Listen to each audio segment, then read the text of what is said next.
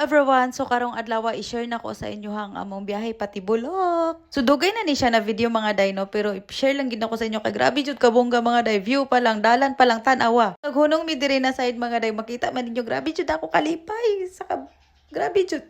Wala ko ilay maingon kundi grabe jud.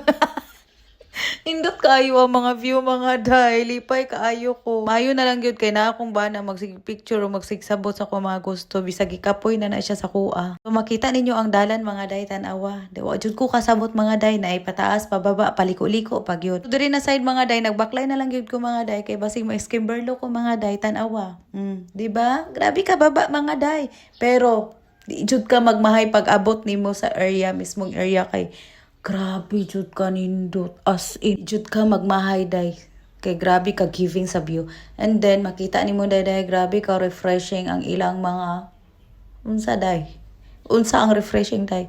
Syempre day, ang mga sounds sa nature day, tanawa. Makaingon jud ko day na grabe jud ka nindot. Word of the day, grabe jud. O gisulit gid ako kung pag adto diri mga day tan-awa nagbaklay-baklay ko sa ilang kilid sa karsada mga day. Nya gi-feel gid ako ang moment mga day.